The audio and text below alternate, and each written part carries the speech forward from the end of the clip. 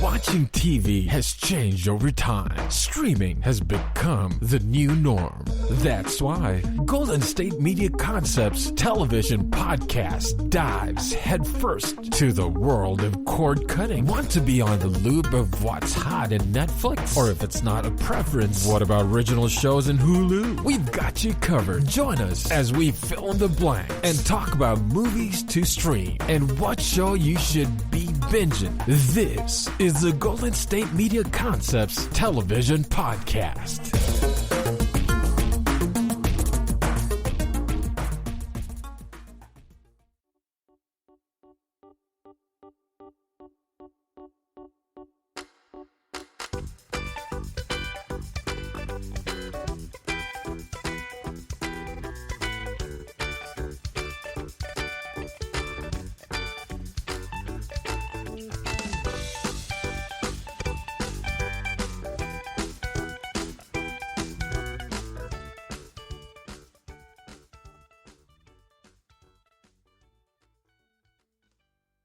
Thank you for tuning in to the GSMC television podcast brought to you by the GSMC Podcast Network.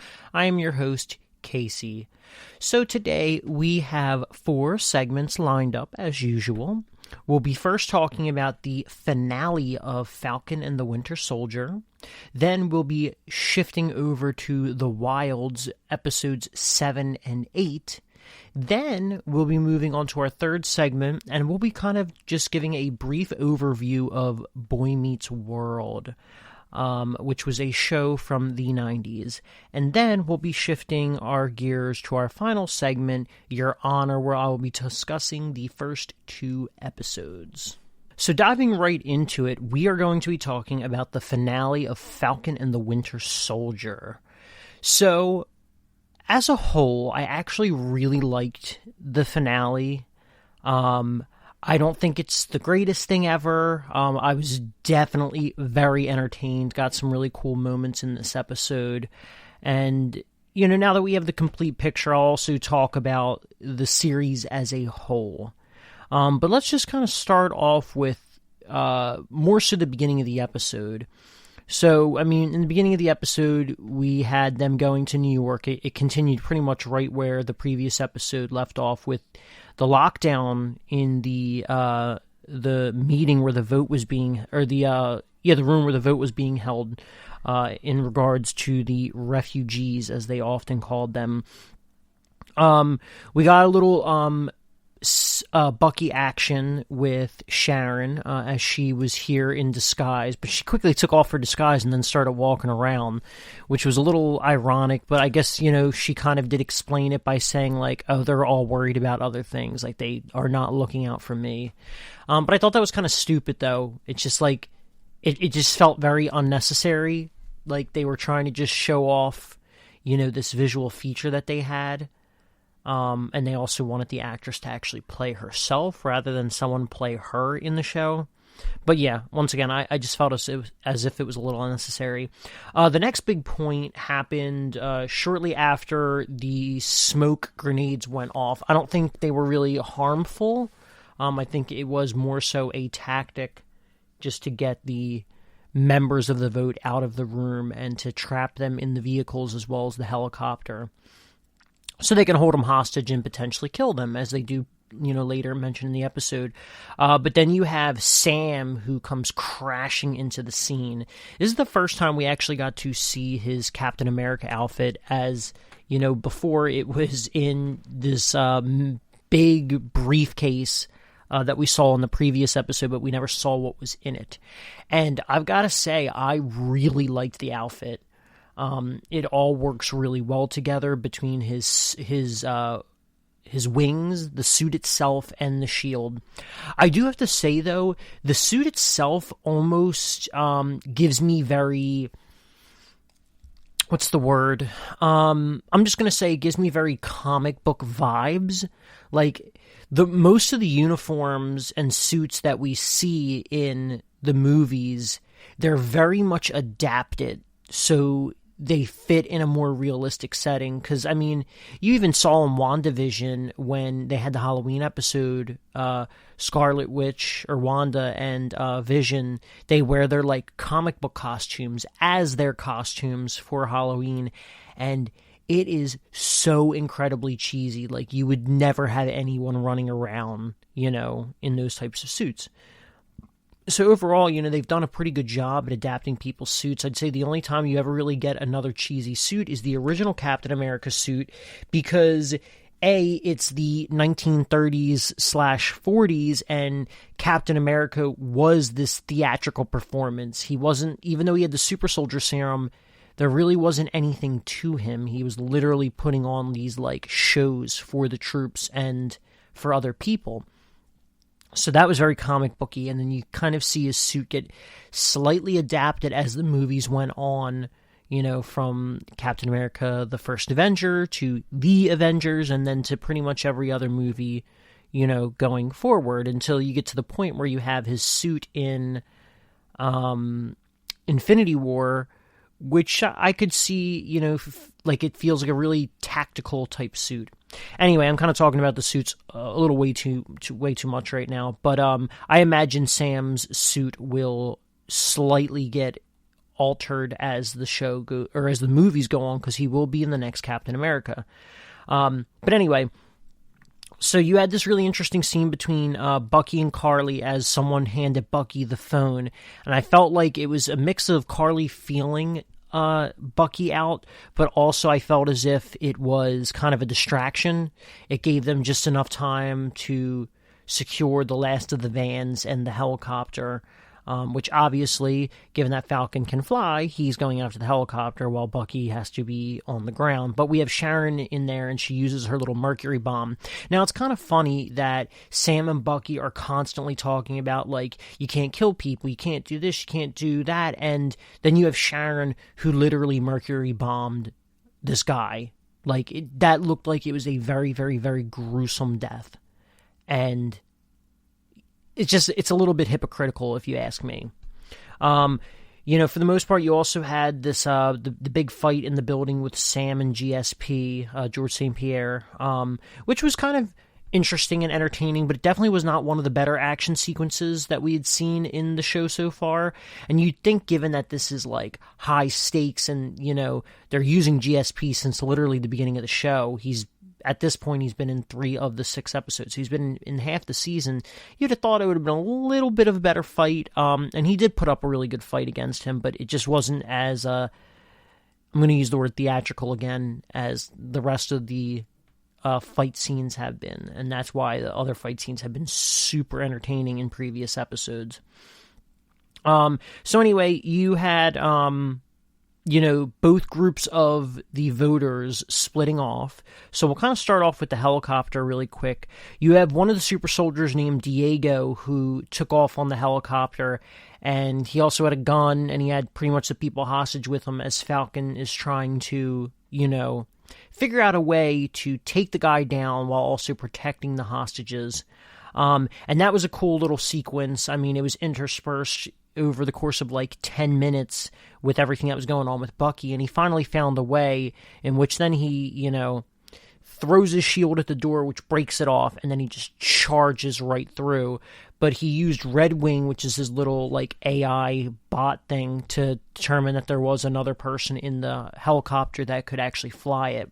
Now, given how quickly that helicopter was nosediving into the water, find it a little hard to believe she was able to easily climb up to the front.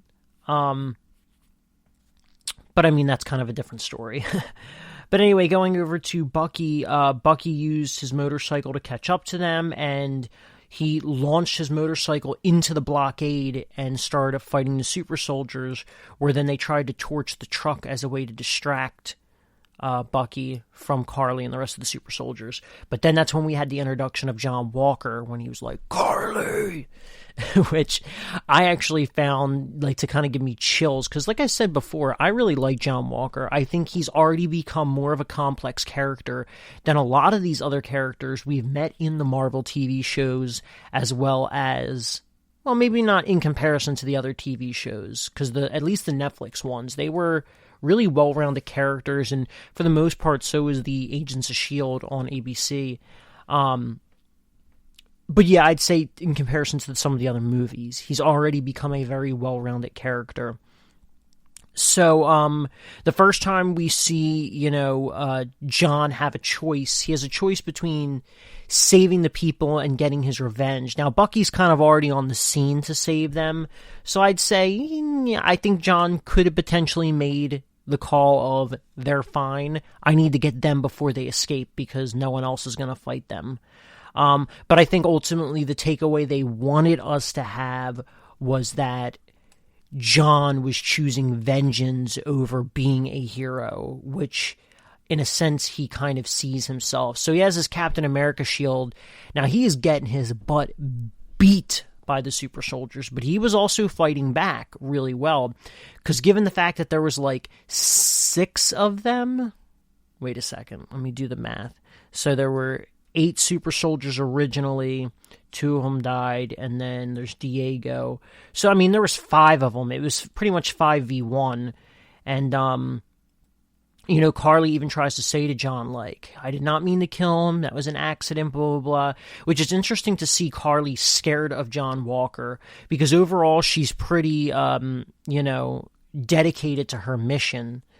She even says right before that fight sequence to her people that, like, there's a pretty good chance we're going to have to kill the hostages, and they do not seem on board with it, but I think even they kind of fear Carly to an extent. But so it was interesting that Carly was fearing John and trying to rationalize her mistake, but also they were literally coming at them with knives, so what was the intention? To cut them but not kill them, from a few episodes ago? So just really interesting. So then there's a second time when John has the choice to fight Carly versus save all of the, I think it's GTC voters from literally falling into a big pit in the middle of the city, and he ultimately chooses to save them, but he's struggling to actually save them, and then you have Falcon that comes in and kind of saves the day, which is kind of disappointing because I really wanted John to have his moment. But it's just another thing that further solidifies that, like, Falcon or Sam is the new Captain America, no matter how much John Walker says that he is Captain America.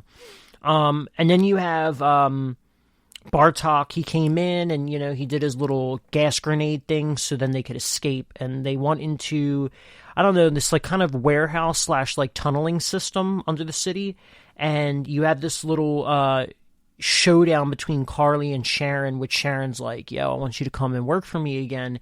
And Carly's just like, no, I'm not going to be your muscle, blah, blah, blah. Because, I mean, that's really all she has at that point. She needs them.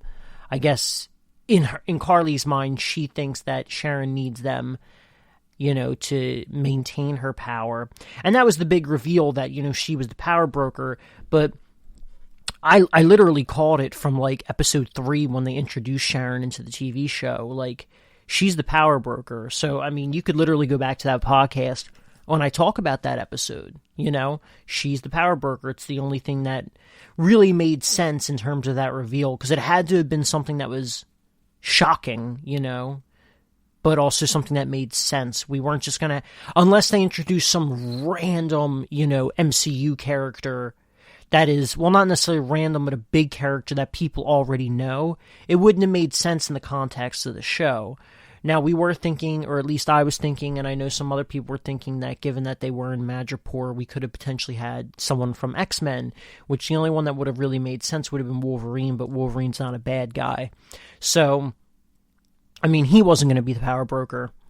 But anyway, so yeah, you have that little moment, and then Bartok figures everything out, and then's like, whoa, well, if this is the case, then I want you to pay me triple, or I'm not, blah, blah, blah, blah, which then causes Sharon to kill Bartok, which then causes Carly to shoot Sharon. And of course, that's when Sam comes onto the scene, because he had night vision goggles, or not, heat vision, thermal vision, I believe it's what it's actually called. So he was able to find them pretty soon after. which then made it look really bad for Carly. So you have another type of showdown in which Carly's like, because you can tell Carly likes Sam, and she thinks that Sam is an actual good guy. So she's very hesitant. She's just like, pretty much pleading with him, like, stop, like, leave me alone. And it gets to the point where, obviously, there's not a whole lot more that can be done. Carly kind of has to kill him, which then causes Sharon to kill Carly, which often I feel like happens with a lot of very extreme people in the MCU. They oftentimes end up dying, with the exception of a few characters, Zemo being one of them. Which will come to Zemo very shortly, because for the most part he wasn't in this episode. So Carly's dead, Sharon's injured, and Sam flies Carly outside to where all of the hostages were released and are now safe, and he kind of gives the body over to the medical people, but she's 100% dead. And then Sam delivers this huge monologue in front of the news crew, all the civilians, and all the rest of the senators, in which he's like, you need to stop calling them terrorists, you need to stop calling them thugs or refugees, like everything that we're doing is literally just causing division in this world.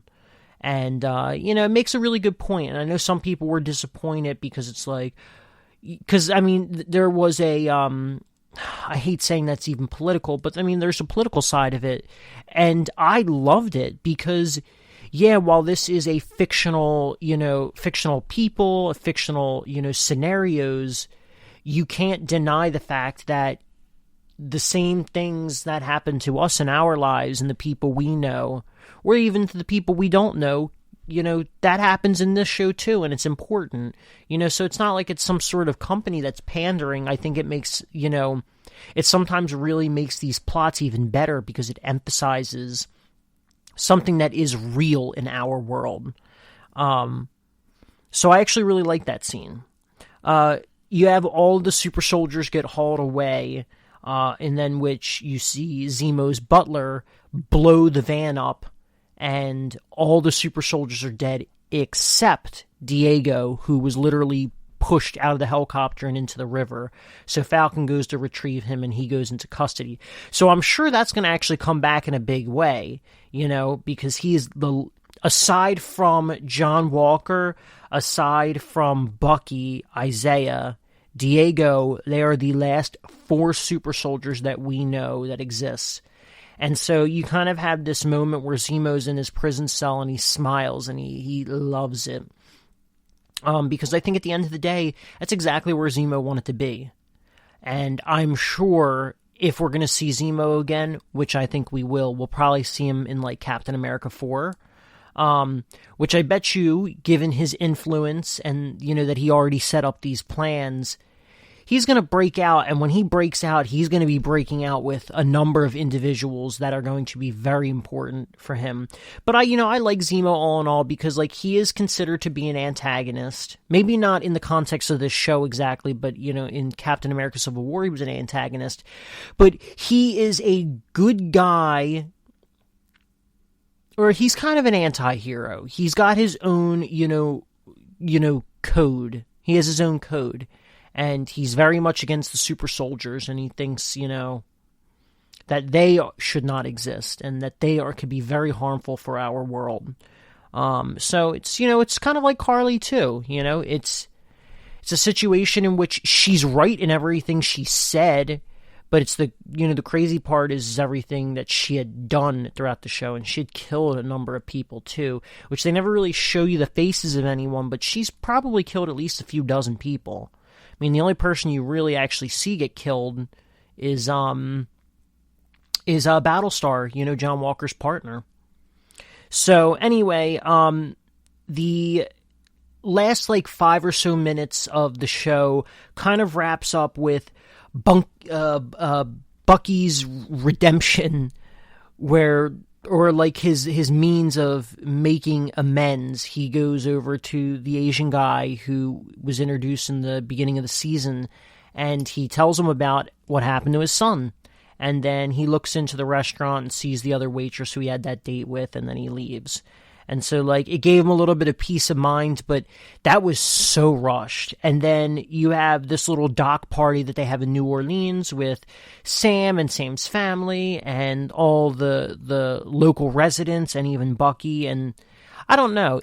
Like, the show as a whole was pretty decent. It was entertaining is what I'll say. It was entertaining, but I think between this and WandaVision was the better show.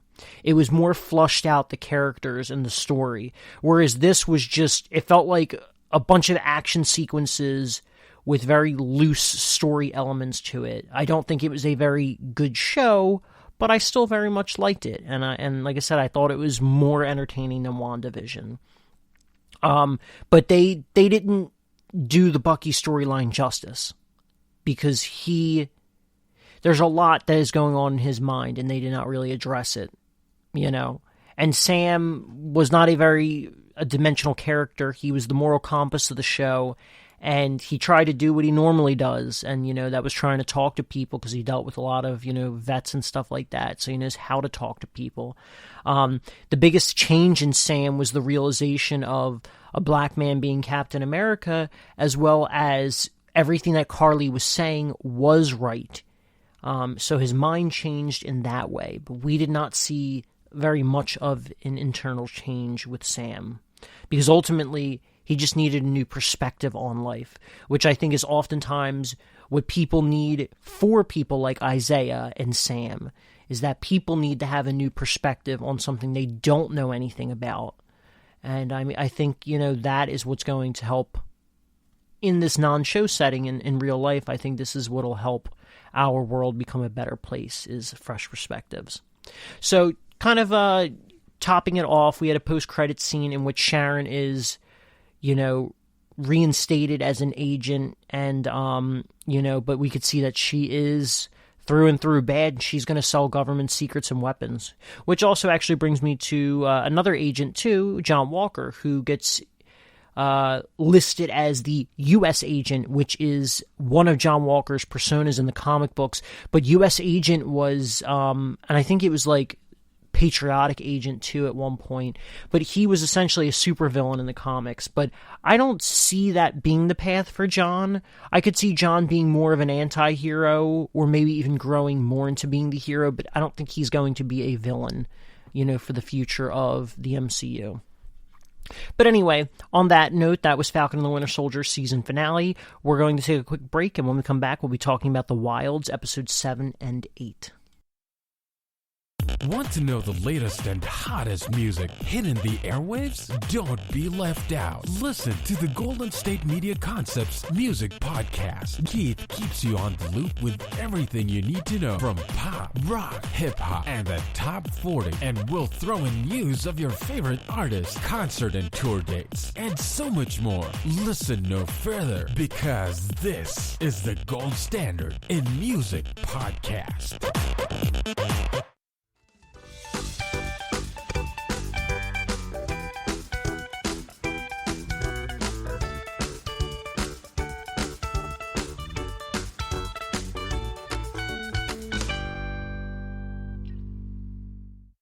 All right, and we are back. So, when we last left off, we talked about the season finale of Falcon and the Winter Soldier.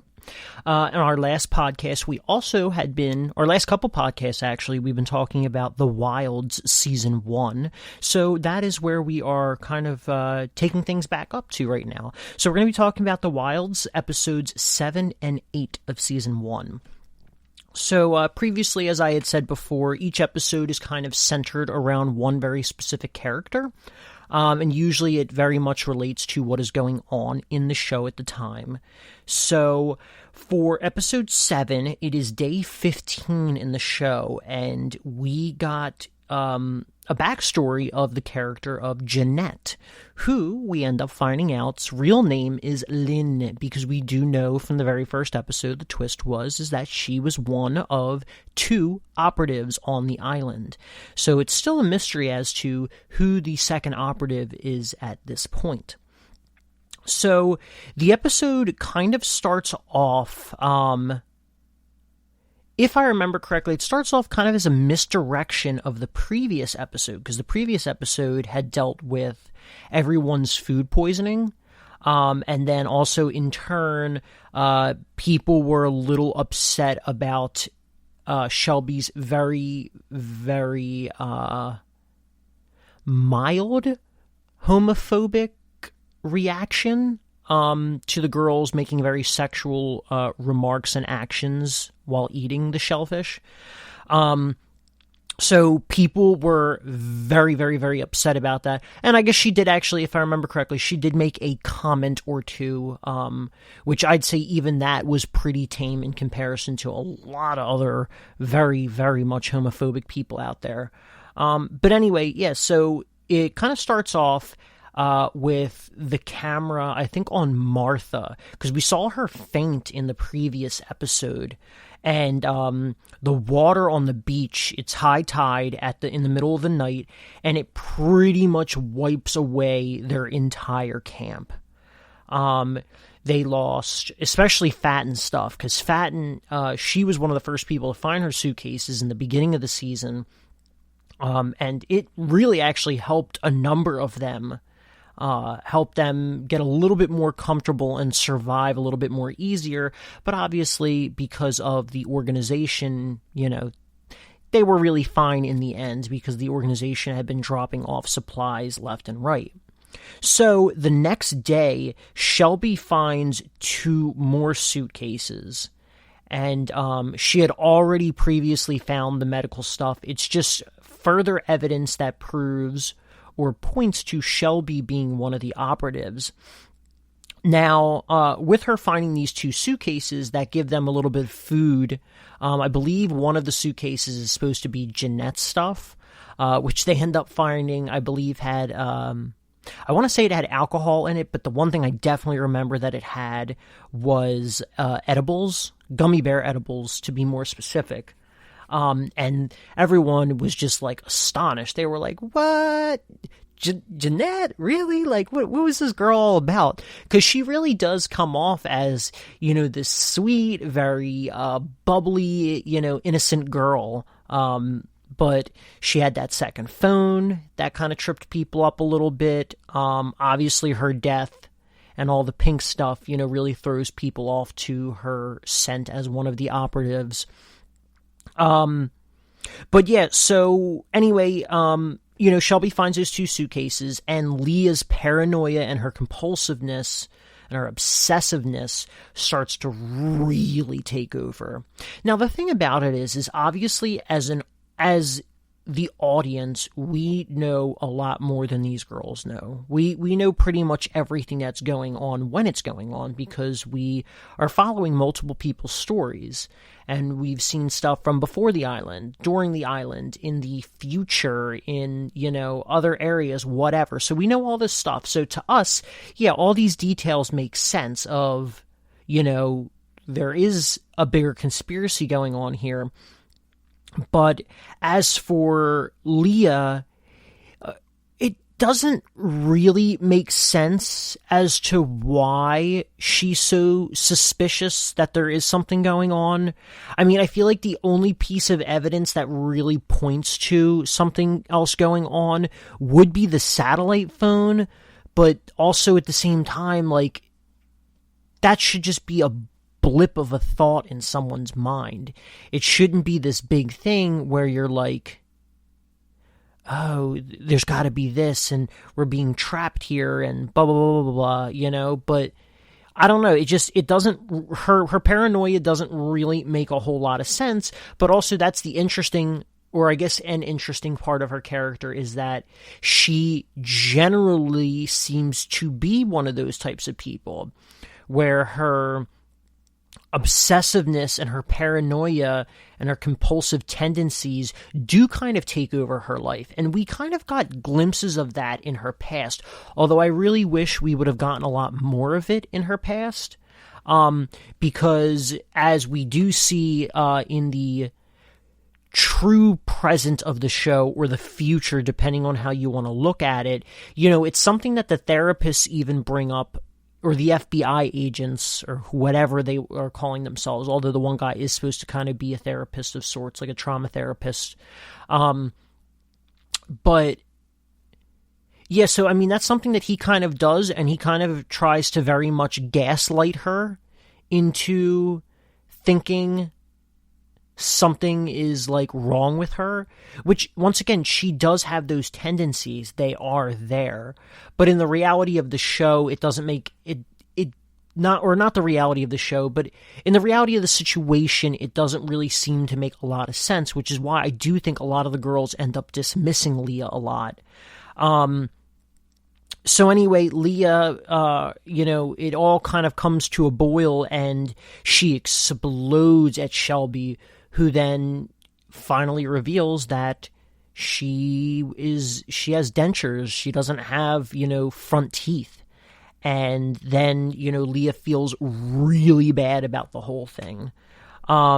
So, as the episode goes on, we start to get, moments of Lynn, that's how you say it.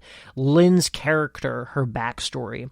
And we see her in a group study, which she was kind of planted as a mole, but she couldn't even really play her position super well because she got so frustrated in how the rest of the women reacted in the study and how they just kind of went into like this sort of herd mentality.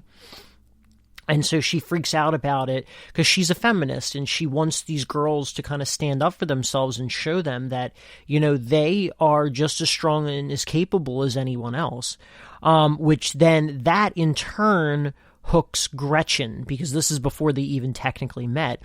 But Lynn is more than familiar with Gretchen and her studies and her books and stuff like that, which then ends up being those two teaming up together. And then through the program, we see that, Lynn had started to develop a relationship with one of the other behind-the-scenes people. I believe the guy's name is Alex, which we've seen a lot about that in the first few episodes. They're just kind of like bits of dialogue where you can see that Alex and Gretchen don't really get along. But anyway, we also had a moment where before Lynn was ever in college and, doing all of her female studies or feminist studies, that she was, and a little bit of a trigger warning for anyone listening, but she was raped or sexually assaulted. I can't quite remember if they actually officially tell you what it is, but she remembers seeing the video in high school when people passed it around because she obviously did not remember the whole thing. And it's her body just kind of lifelessly there on the bed. So as they finish the first phase of the project in which the plane crashes, air quotes, crashes, she sees the girls' lifeless bodies and it triggers her and kind of gives her a bit of like PTSD, in which then she falls off the dock and like not impales herself, but one of the dock posts like really hits her in the stomach hard and she falls into the water. And so that is how she got her internal bleeding and how she ended up dying. Now, Alex insisted that she go see medical, but Lynn was insisting on continuing along with the project. So I'm sure Alex kind of beats himself up about that.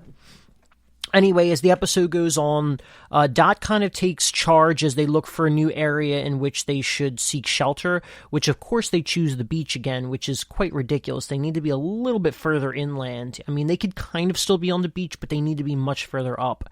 So Dot sort of takes charge. Well, people kind of look to Dot as the leader, not that she actually takes charge. Nora airs out Rachel about her lying about all her dive stuff. And then the episode ends with the plane. Now, I was like, holy crap, watching that, because I was like, is the experiment winding down? Like, is this a one-season show? Like, what's going on with this plane? Was that plane meant to be there? So that was all very interesting, which then in the next episode, episode 8, which was day 16, so it's the day after everything happened with Shelby and her dentures, and then even people kind of still being mad at her at the homophobic comments, although people started to take pity on her with that. We finally get her episode, and her episode was very interesting, and her character starts to really come together a lot better, and it's kind of a shame that it took so long for her to get her own episode, but it was shown just at the right moment, because all the homophobia kind of comes to also a boil in which everything makes sense. So, I was also a little disappointed with the beginning of the episode because they kind of very quickly explain away the plane. Gretchen's just like, oh yeah, we flagged the dude down, we hacked into his GPS to change the coordinates of where he was so he can never pinpoint the island, and then we kind of paid him off. And it was just like, oh, that was like a pretty big moment at the end of that episode, and that's how it's explained away. It would kind of be one thing if this show was not a show that was released all at once and it was, a show that wasn't binged, but it is. And so going from one episode to the other, it's like kind of instant disappointment, whereas at least if you had a week to, think on everything, it almost feels like, as well as the time that passes in the show, the time in your own life has actually passed. Now, generally speaking, as I've said a million times before in previous podcasts, I don't binge watch things. I'd say binge watching is generally 3 or more. So it's very rare that I actually do watch 3 or more episodes, and if I do, it's usually a show that I've already seen a million times. But for this show, I was usually watching 2 episodes in one sitting, and I think there might have been 1 or 2 episodes that I just watched individually. So anyway, the whole plane thing was taken care of. The girls think that, they have rescue, so they eat all their food. They eat the edibles too. Then Martha sees Alex in the woods, but she thinks it's the mannequin, which the mannequin was on the other side of the island. It got washed out into the ocean, and they somehow retrieved it and threw it in the middle of the jungle, which that right there is a huge red flag of what is going on. Shelby and Tony have a moment in which they, Tony kind of reassures Shelby of some stuff, because Shelby was getting pretty nervous about Tony telling Martha about everything between them, and so they kiss. And so that then relates to Shelby's backstory. She grew up in, a very conservative household in Texas. She was a beauty pageant person, so there's a lot of standards held up to her. Her dad ran conversion therapy sessions, so obviously that does not help it. So she had a friend by the name of Becca, and they were really, really good friends, but Becca had some mental issues, just stuff like, dealing with depression and anxiety and some other stuff. And Shelby, I guess, has had a crush on her, so they kiss. And then the dad kind of walks in, and that causes a huge slew of issues that, relate to Shelby's internalized homophobia and all this other stuff, in which then she pushes Becca away so hard that, especially as Becca doesn't even care that she's gay, Becca really needed a friend, and Shelby wasn't there. So another trigger warning for anyone listening. Becca kills herself, and it really takes a toll on Shelby. So between everything that was going on in her past and in the future, it kind of triggers Shelby to have a mental breakdown on the island, in which we did also see from the true present, or the future, once again, however you would like to identify it, Shelby's bald. But she doesn't cut off all her hair. She doesn't have a full-on Britney Spears moment. But she cuts off some of her hair, but she kind of just covers it up, so it doesn't really look that bad. But this kind of draws Shelby and Tony a little bit closer after everything. And then the episode ends with Shelby demanding that she see her. And I think she even said it a couple times in the episode. They make you think that she wants to see Tony because it's kind of this budding relationship, but in the reality of it, she wants to see Leah. Now that was the real twist of the episode. And then she gives Leah a hug and slips a note down her back And that's kind of the last moment of the show. Or of that episode, I should say. So very interesting. I assumed that when I was watching this, the reason she wanted to see Leah, though, was because Leah is the one person that was constantly paranoid, that there was something bigger going on. And I think Shelby senses it too, and especially given that they had their little tiff, in that episode, I think she thought that Leah was the best person to know the information and for the person she wanted to see. So they did end up making up by the end of the episode, not in the current, present, or future, once again, however you like to look at it, but they did make up by the end of that episode after Shelby had her mental breakdown. So on that note, we're going to take another quick break, and when we come back, I'll be kind of going over a brief overview of Boy Meets World, which was one of my favorite shows growing up. Tired of searching the vast jungle of podcasts? Now listen close and hear this out. There's a podcast network that covers just about everything that you've been searching. Hey! The Golden State Media Concepts Podcast Network is here. Nothing less than a podcast bliss with endless hours of podcast coverage. From news, sports, music, fashion, cooking, entertainment, fantasy, football, and so much more. So stop lurking around and go straight out to the Golden State Media Concepts Podcast Network. Guaranteed to fill that podcast itch. Whatever it may be. Visit us at www.gsmcpodcast.com. Follow us on Facebook and Twitter, and download us on iTunes, SoundCloud, and Google Play.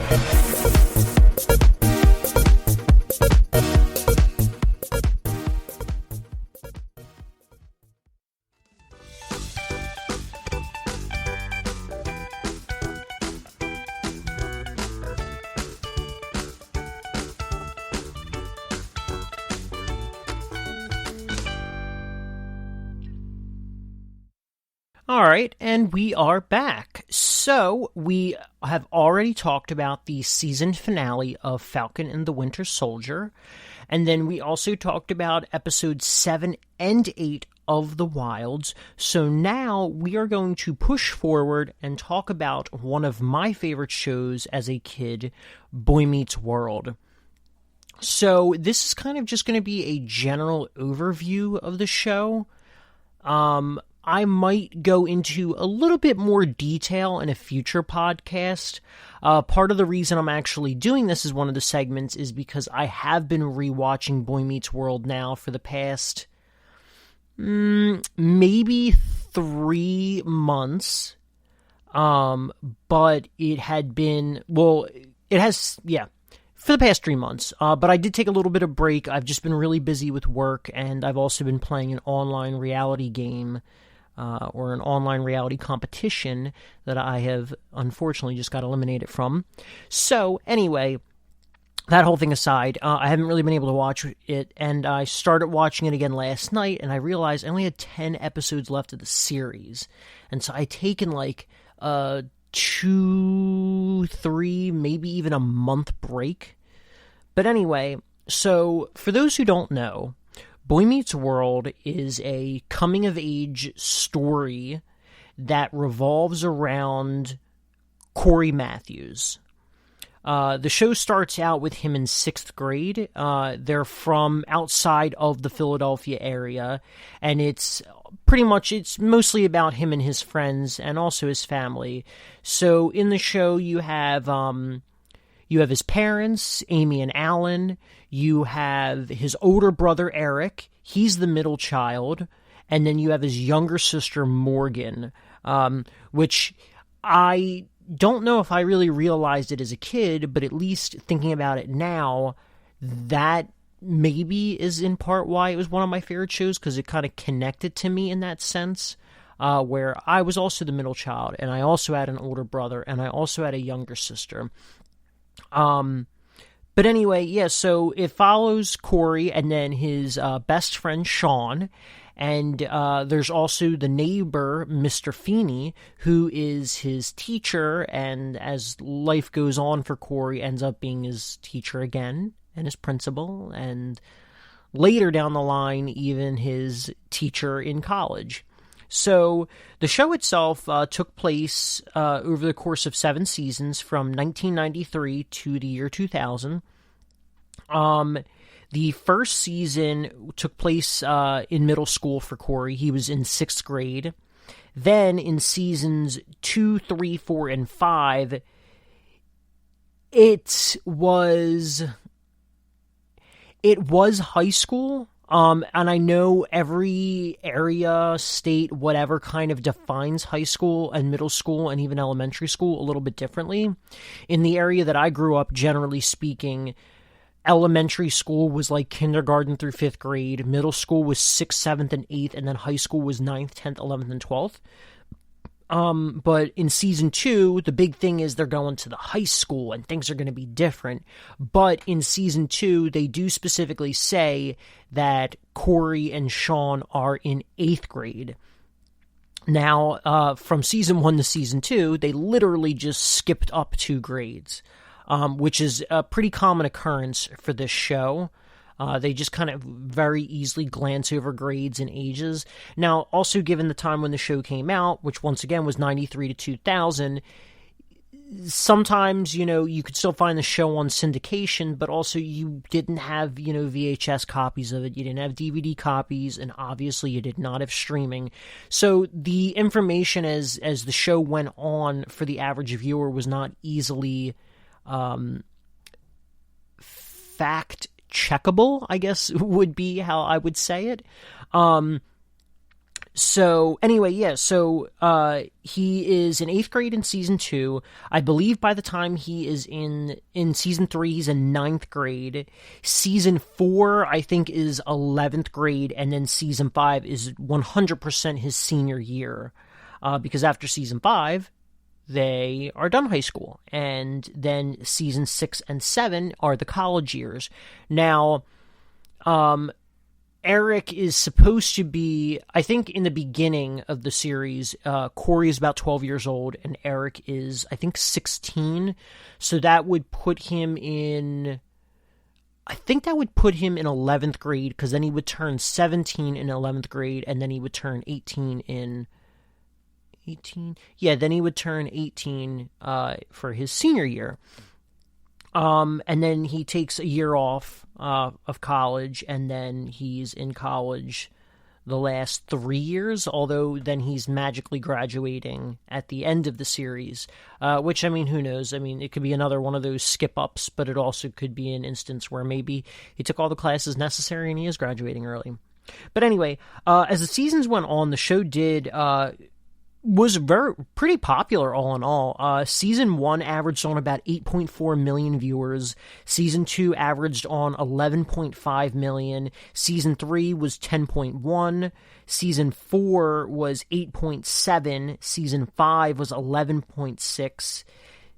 Season 6 was 10.9, and then the final season was 8.7. Now, at its lowest, you had the first season, which was 8.4. By the end of the 7th season, I believe the show did get canceled, or they decided to finish the show because the viewership was going down. I mean, that was among the biggest drop from one season to another, was season 6 to season 7. But anyway, yeah, that whole thing aside, I believe it was its first couple seasons, the show, which was on ABC during its 7 years, I think it was on the TGIF segment of ABC for Fridays. It was on at 8 o'clock for the first couple seasons.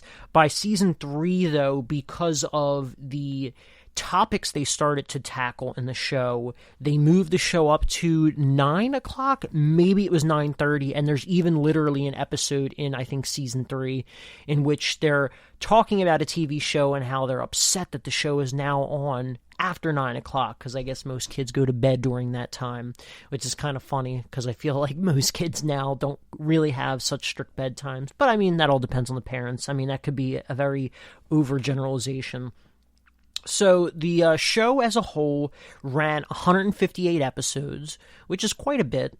And some of the main actors for the show is you have Ben Savage, who played Corey. You had William Daniels, who played Mr. Feeney. Some of the older people might know him as Kit from Knight Rider.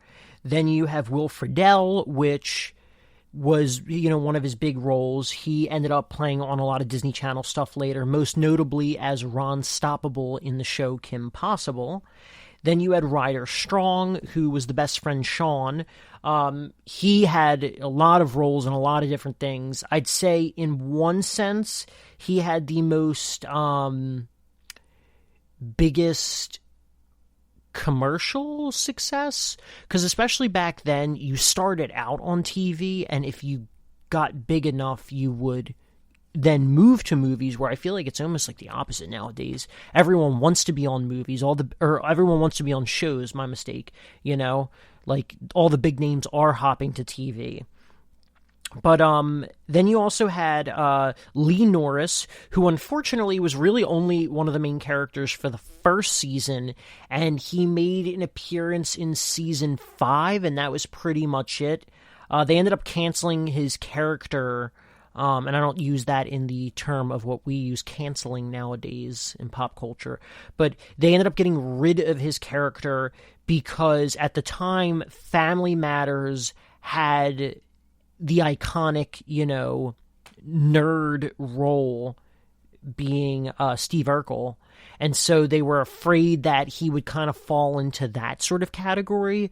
But while he was sort of treated not the greatest and bullied by Sean and Corey to an extent, he does kind of become friends with them, and you have a lot of very interesting episodes with him, so it's kind of a shame that they got rid of his character after season 1, because he could have potentially been something more. But, I mean, who knows, maybe if they would have forced him into the show, there wouldn't have been as much time for other characters, and the show might not have been as iconic as it ended up being. So I think I said it before too, but the show took place in Philadelphia. They go to John Adams High, which was kind of like a reference / homage to, I believe, what movie was it? 1776, which William Daniels was also in. I think he played President John Adams. But yeah, John Adams High is not a real high school in the Philadelphia area. And then in the college years, they go to Pembroke, which is kind of a mash of St. Joseph's University and the University of Pennsylvania in the Philadelphia area. So that was also kind of like a little interesting tidbit about the show. Now, this show as a whole, it kind of blew me away rewatching it. I mean, the first season definitely is very much innocent. It's very a little kid's show, but also very still family friendly. So, kids will probably watched it with their parents, late night, Friday night if they were home. But as the show goes on, and even in the first season too, they really start to tackle a lot of subjects that even still to this day are not tackled. Which is kind of crazy. So they do tackle the subject of death, which, I mean, they even tackle that in some Disney shows and Nickelodeon shows and stuff too. But they also discuss, the class system, like lower, middle, and upper class. They discuss, I believe they discuss wage inequality just a little bit. They discuss and show interracial relationships, which you really have to think about by the time that storyline's introduced, it's the more so going on to the late 90s at that point, and there wasn't really a lot of shows that did anything like that. You had back in, I think, the 70s or 80s, you had Star Trek, which featured the first interracial kiss, which that was groundbreaking, but also kind of received some criticism from, some racist individuals. But also in this show, it was actually received very well, which also in the 90s, I believe you had Ally McBeal, which also dealt with an interracial relationship. And that, if I'm not mistaken, was not received very well. Now, with Boy Meets World, part of it might have to do with the fact that the woman was black and the man was white. And I think that might have made it a little less intense. Whereas I think people would have not received it very well if it was a white girl dating a black guy, which is very unfortunate that that's even, a thing that had to, or that would have happened back in the 90s where people would have freaked out about it. Now, the black girl in question, her name was Angela, or God, black girl in question. The black girl I'm referring to is Trina McGee Davis, who played Angela. She was I think she was technically considered to be a reoccurring character in season 5, and then she was pushed up to main cast in season 6 and 7, which also in the final seasons you also had I always forget how to say her first name, but Maitland Ward, who played Rachel in the final 2 seasons. She was instantly one of the main characters. And then you have Jack Lawrence, who played Jack in the show, who was Corey's stepbrother, or half-brother, I should say. They had the same mom, or same dad, different moms. But he came from a rich family, whereas, Sean was raised in a trailer park.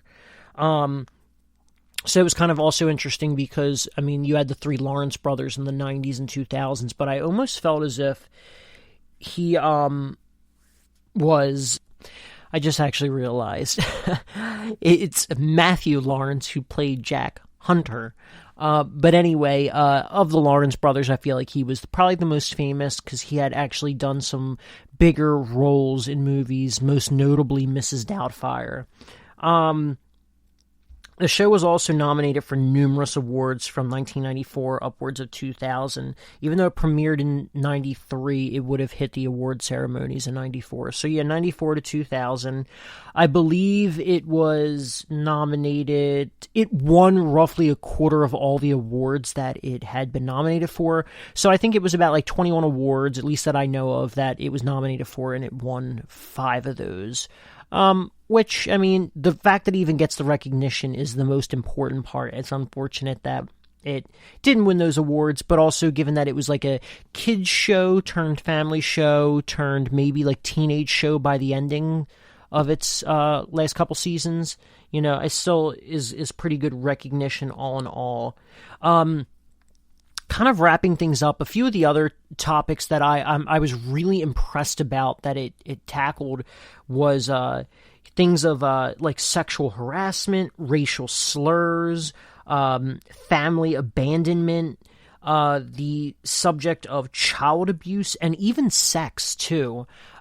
In the second season, as they start to lessen the intensity of Topanga, who's played by Danielle Fishel, her character, because she's very like a flower child in the first season, and she's very much feminist and very intelligent, and that stuff still stays, but they get rid of kind of some of the hippish stuff from, season 2 moving forward.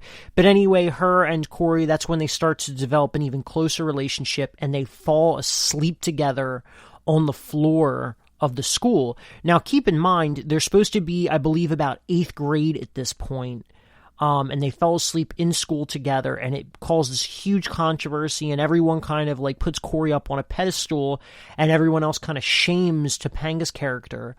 That is a crazy thing that you really don't see in TV shows, especially kids' TV shows. And I think it is an important subject to talk about, because it's not like anything happened between them, but it's about the backlash that Topanga gets versus the praise that Corey gets, and how that's not, a good thing, and how it should not be praised or scolded. That was literally an innocent thing anyway, what happened, but it's just really ridiculous. And so I love that they tackle that, and they even talk about, alcohol abuse too, and I think very briefly drugs, but the show more focuses on alcohol. Especially for the 90s, alcohol felt like a more easy route to go versus drug abuse or drug use too. But when it did reach syndication under Disney, I believe, not even I believe, I know Disney banned 3 of the episodes that were related to alcohol use and the topic of sex. So, very interesting. I don't think they should have done that. I don't know if it also was banned on Disney Plus, but I know it's on its syndication for actual Disney Channel is why it was also mainly banned. Which I guess the last tidbit before we wrap this up and take another quick break is that with Boy Meets World, it later, about 20 years later, or 15 years later, I should say, got its own spin-off show, Girl Meets World, in which that is also a coming-of-age story that follows Corey's daughter as they live in New York. And that was on Disney Channel for 3 seasons until it was canceled. And pretty much every person that was ever in the original show did make an appearance in Girl Meets World. As for myself, when it first came on, I only watched the first season and a half, and it was just...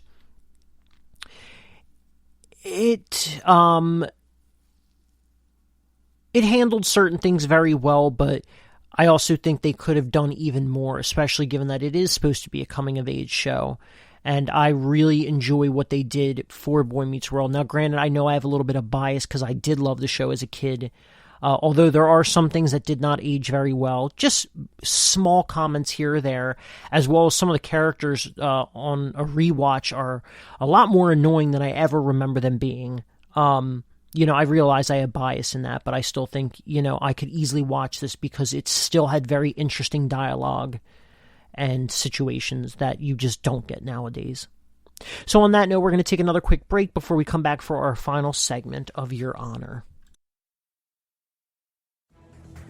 Want to find out what movies to go see? Then check out the GSMC Movie Podcast. It's your ticket to the latest movies, whether it's a new blockbuster event, romantic, comedy, or action flick. This show has got it all covered. They talk some what to go see now. Don't bother. What's hot on Netflix and everything in between. That's gsmcpodcast.com/movie-podcast. When it's all about the movies, it has to be this new show. Don't forget to like them on Facebook and follow them on Twitter. Visit gsmcpodcast.com for more info.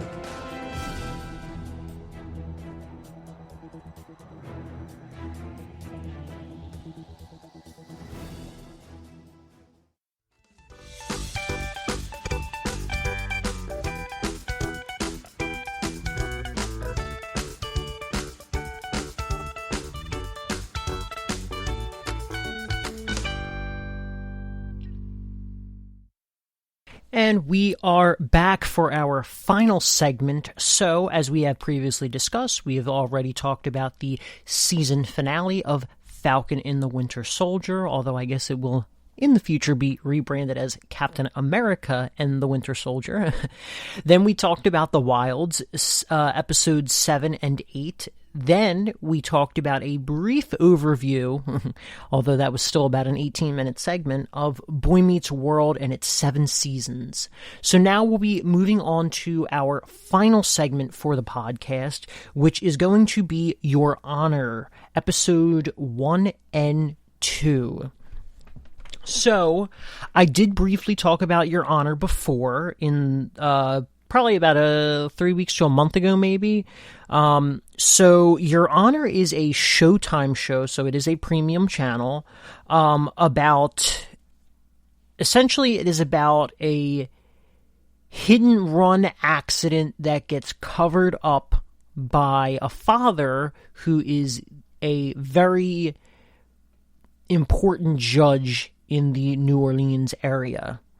It runs about 10 episodes, no, not about, it runs 10 episodes, and still not 100% sure if it is truly only going to be a miniseries, because I believe it was penned as a miniseries or limited series, whatever you want to call it, and, but from everything that I've been seeing, it doesn't have an end date to it, which I think does open it up to the possibility of a second season. Anyway, so I myself am actually not finished the first season of Your Honor. I believe I have 8, 9, 10. Yeah, I have 3 episodes left of the first season, So I'll be kind of tackling each of these at two at a time. So starting off, we have the first episode. Now, we are introduced to the character of Michael Desiato, who's played by Bryan Cranston, and Adam Desiato, his son, who is played by Hunter Duhan. I believe that's how you say his name. So the beginning of the first episode, if you don't really know what the show is about, you don't really understand the relation of the characters, because the show starts out with Michael on a sort of morning run, and you see various scenery from the New Orleans area.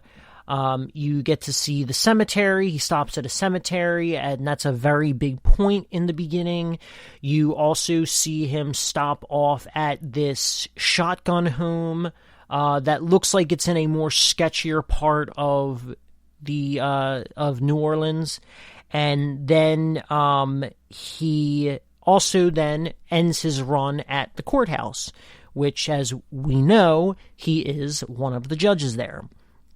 On the flip side of that, interspersed throughout the Michael exercise scenes, you have Adam. Adam, in my opinion, when he's first introduced, he's with a girl in his bed, and you don't quite, or at least in my understanding, you don't quite understand, like, what is his age. He comes off in that opening scene a lot older than he really is. And he's with this girl who I kept thinking to myself, man, she looks really familiar. And so it's just them, like laying down together, whatever. They might have just had sex or something like that. And then they get changed and she leaves and she kind of like, I guess, sneaks out the back.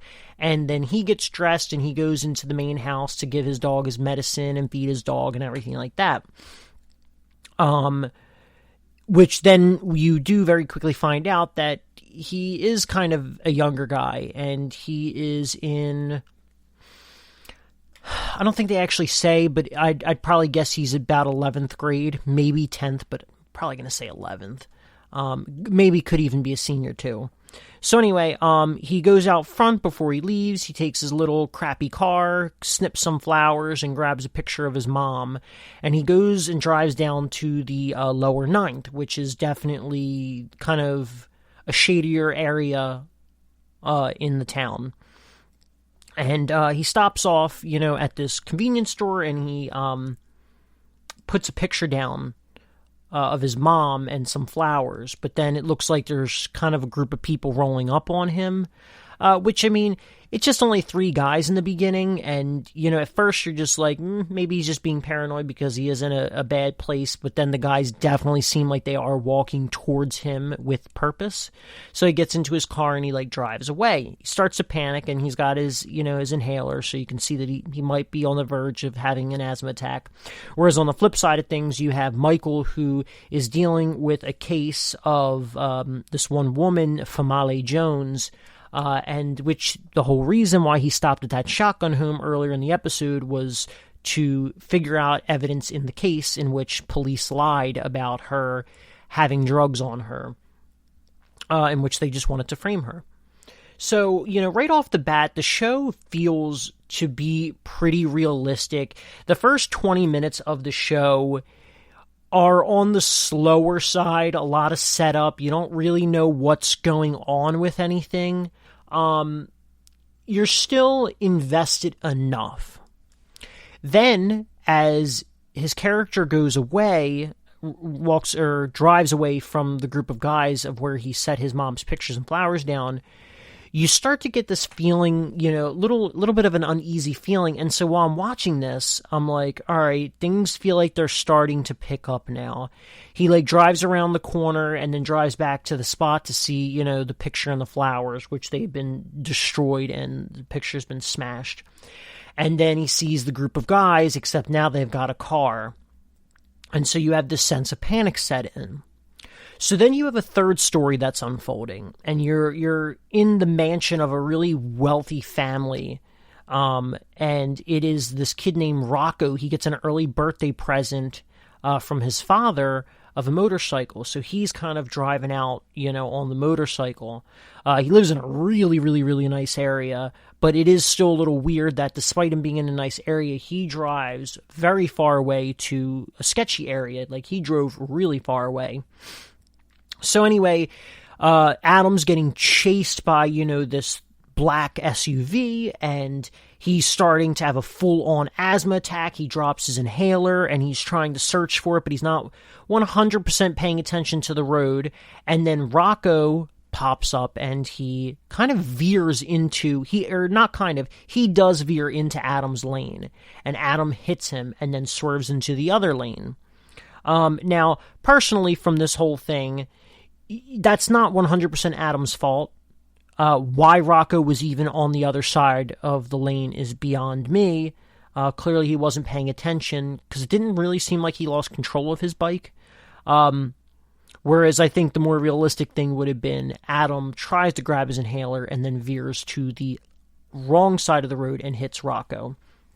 So anyway, during the whole panic attack sequence, your heart starts racing, and I know mine was, and I actually watched this, I watched the show with my mom, and I mean, it is crazy, the anxiety and stress that this show puts on you. And that's what I was trying to say. The first 20 minutes is a little bit of, a little slow, and it's a bit of setup, but the next 40 minutes of the show is pure adrenaline, pure dread. As you follow him, and as he's, even in the beginning or right after he hits Rocco, he is in such a state of panic, and you almost feel for him. I've never been in that situation before. I hope to God I'm never in that situation, but I imagine that's what it would feel like. He's in such a state of shock and panic, and he wants to help this kid that he just hit, that he's not even worried about himself not being able to breathe from his asthma attack. So he finds the kid's phone, and he calls 911, but he doesn't even have the breath to talk right now. He tries to save him, but it's a very gruesome death. Literally bone sticking out of his leg, blood everywhere. Like, this kid is messed up. He can't even speak to the operator on the 911 call, and he makes it back to his car where he finally gets his inhaler, and he catches his breath a bit. But now he's full on freaking out, and he realizes that there weren't really any witnesses to what had happened except for that SUV, but the second the SUV even saw it, they ran. So clearly they don't want any involvement with the cops. So you then have another 15-minute segment of, Adam trying to run home, and he's running out of gas, so he's got to stop by the gas station, and he answered a 911 call, and then he's got people yelling at him, which just kind of ups the anxiety of everything, not only for him, but also as a viewer. And then he throws the phone in the river, and then he goes home, and he tries to wash and destroy evidence as he tries to clean himself up. It's just really crazy. I can't really think of a single show I've ever watched in my life that had this kind of heaviness to it from the very first episode. It's absolutely insane. Later, his dad comes home, and he confesses to his dad, where his dad makes a call to a detective that he knows, because as a judge, he kind of knows a little bit of everyone. But the detective didn't answer, and so he takes him to the police station. But before he takes him inside, he goes in to ease things for his son, so they don't violently rip him out or anything like that. As it's a means to call in a favor. But that's when he realizes that the boy that had died was the head of the father was the head of the New Orleans, crime syndicate. And that's when it's just oh, crap, I can't give my son over.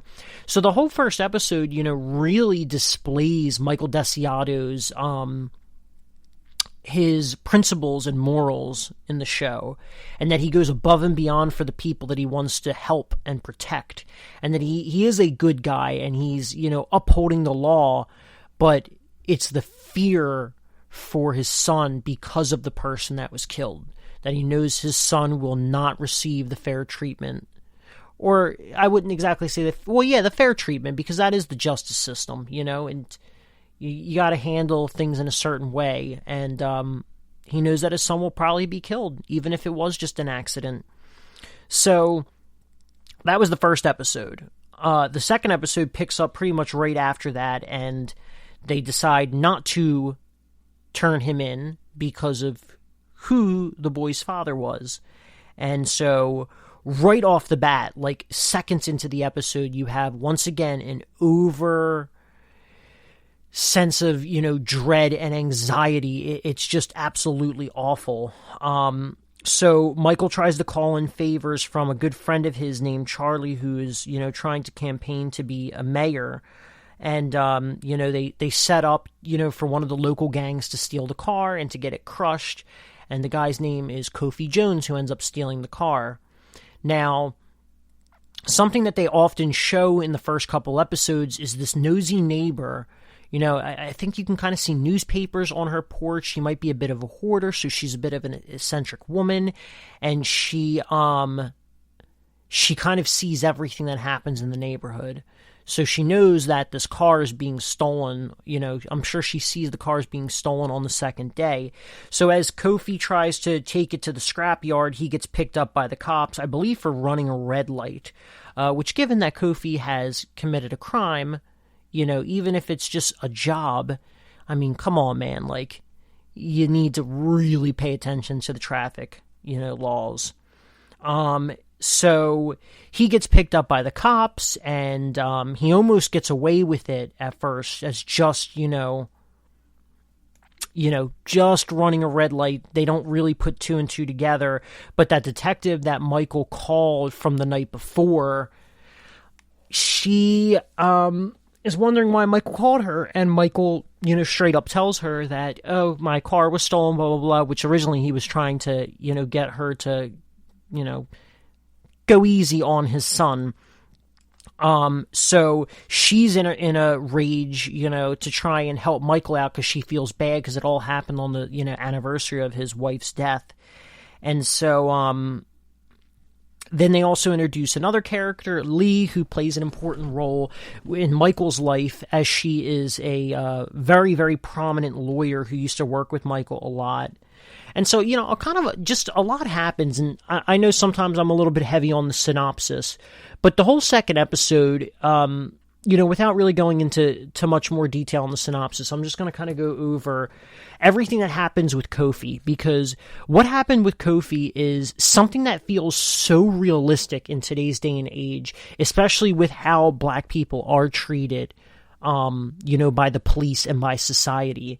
And Kofi, yes, he is affiliated by the Desire Gang, and he quickly gets pinned, and even kind of set up in a way to make him look high in front of the police officers as they take pictures and they take, records of his encounter. And you can already tell that the Italian family, the mafia family, the crime syndicate, they are going to do everything they can to get the justice they want out of Kofi. Not just him being thrown behind bars.